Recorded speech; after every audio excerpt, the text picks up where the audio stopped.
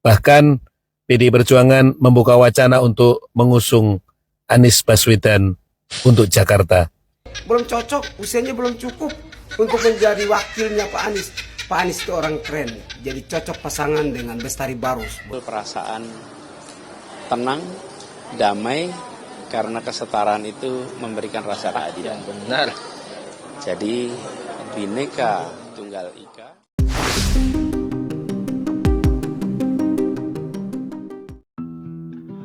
Ya, jumpa lagi di channel update. Sesuai dengan agenda KPK, bahwa hari ini KPK akan memanggil Hasto Kristianto, Sekjen dari Partai PDIP, terkait dengan kasus Harun Masiku. Dan akhirnya tadi sekitar pukul 9, Hasto ini memenuhi panggilan KPK dan hampir kurang lebih 3 jam pemeriksaan itu berlangsung.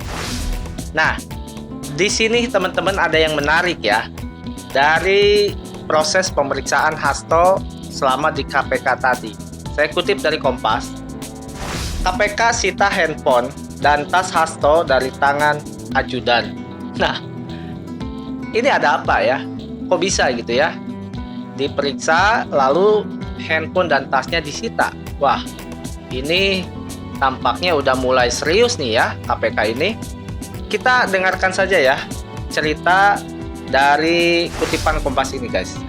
Sekretaris Jenderal Sekjen PDIP Hasto Kristianto menyebut handphone dan tas miliknya disita Komisi Pemberantasan Korupsi atau KPK.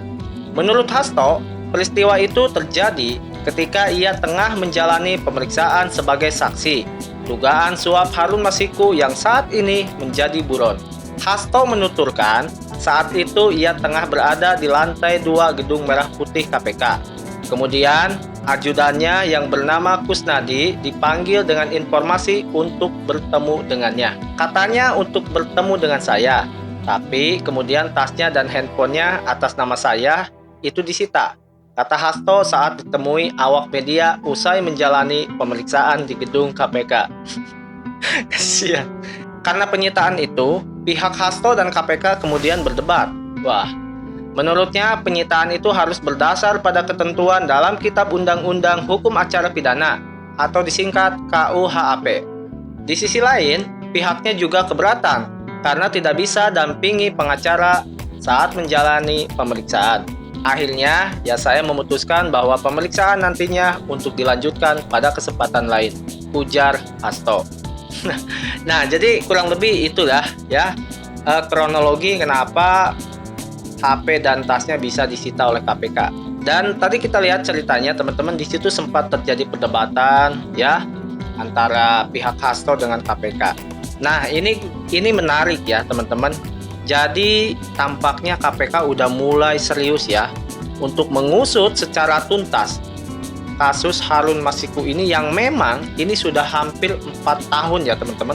Kurang lebih sudah hampir 4 tahun ya. Kalau saya salah tolong diralat ya. Kurang lebih sudah 4 tahun kasus ini ngambang. Nah, kita berdoa saja semoga ya kasus ini cepat selesai. Jadi kita hilangkan saja dulu ya nuansa politis apapun. Dan buat Pak Hasto sekali lagi ya, sebenarnya kalau memang Bapak merasa benar ya gak usah takut ya. Kita pun akan dukung kok ya. Kalau Bapak memang merasa benar ya gak apa-apa ya. Dan mungkin KPK juga menjalani prosedur karena bisa jadi KPK ini memiliki bukti baru ya, informasi baru yang tentunya bisa mendukung terkait kasus Harun Masiku. Oke guys, sebelum kita lanjut, kita seperti biasa kita akan menyaksikan video-video komentar dari netizen. Kita saksikan videonya. Warga Indonesia, PDI Perjuangan menyebut banyak nama untuk Pilkada Jakarta.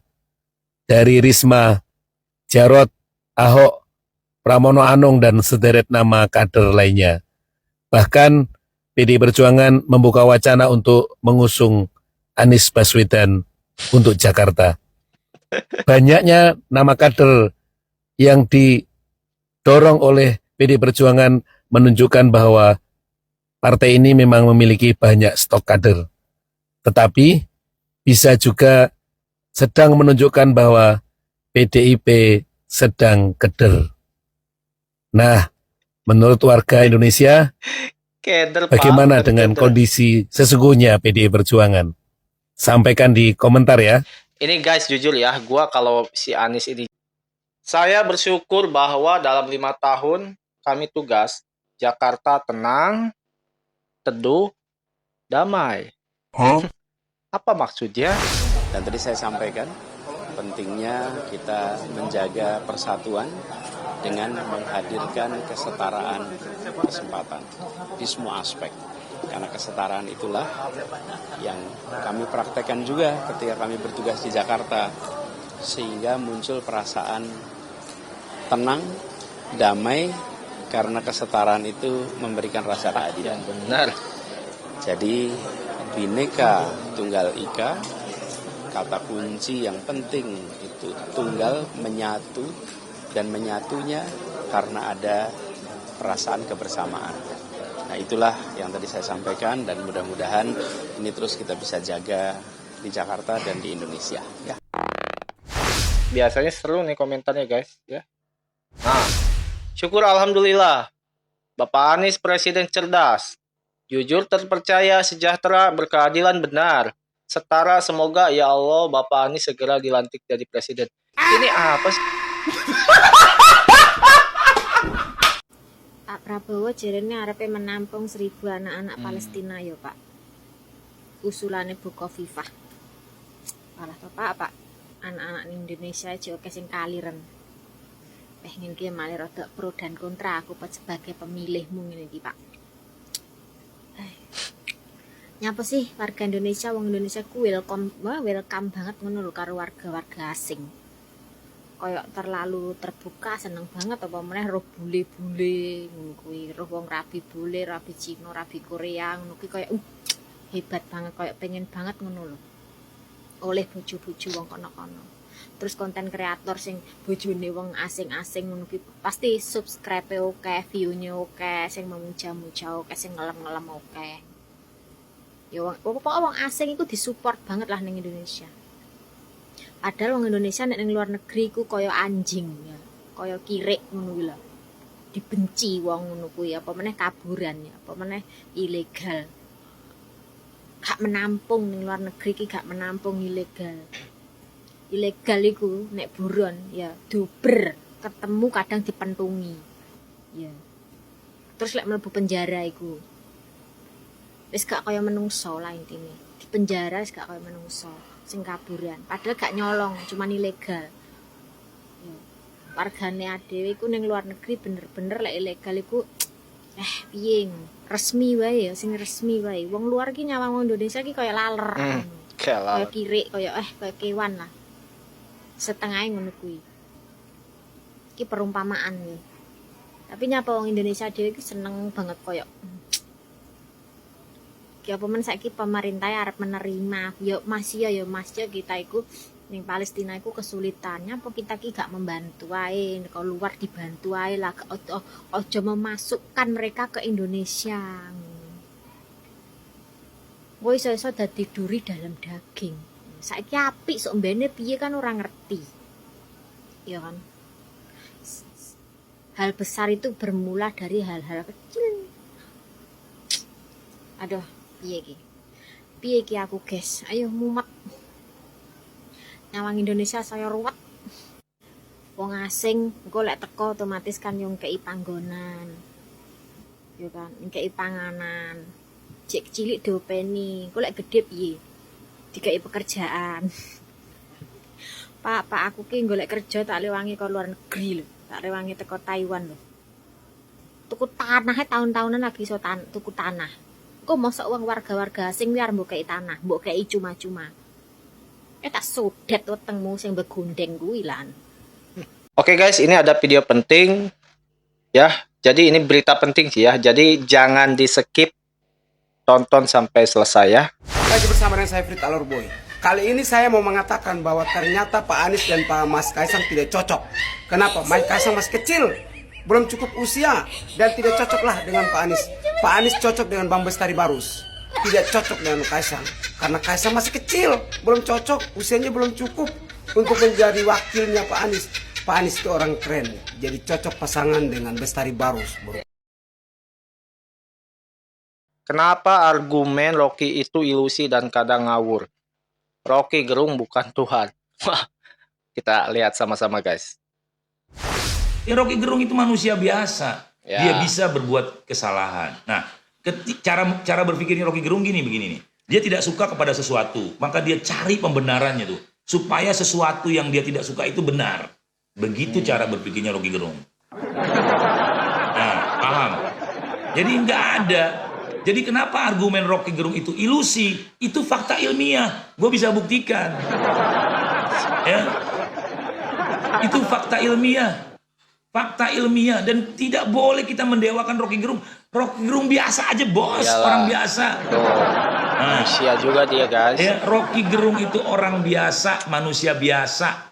Dan argumennya juga biasa-biasa aja kalau buat gua. Tapi buat orang-orang yang kelasnya di bawah, hebat, pinter. Ya karena belum pernah belajar filsafat, itu aja.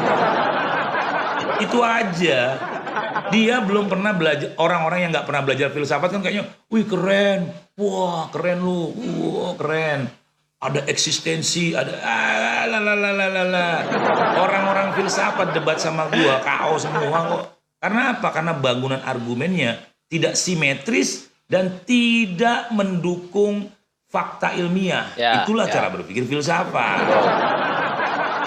Iya, banyak kalau orang-orang pinter mah ketawa. Argumen apa yang dilakukan oleh Rocky Gerung itu adalah pembenaran, bukan kebenaran. Gitu. Loh, gua harus menyadarkan masyarakat Indonesia Ya. bahwa Rocky Gerung itu bukan Tuhan. Dia manusia biasa, bos. Enggak, gua harus menyadarkan ini. Dan gua punya kewajiban sebagaimana Undang-Undang Dasar 45. Gua punya kewajiban mencerdaskan kehidupan bangsa. Jadi Rocky Gerung mencerdaskan ada benarnya, tapi ada salahnya juga, gitu bos. Fakta bos, karena Rocky Gerung bukan Tuhan, maka harus kita kritik. Loh, gua akan menjadi pengkritik Rocky Gerung yang paling keren. Coba deh ya, emang kalian yang kemarin pilih Pak Anies atau Pak Ganjar itu kalau misal pilihan kalian melakukan kesalahan, emang tetap kalian dukung ya? Ini serius nanya nih.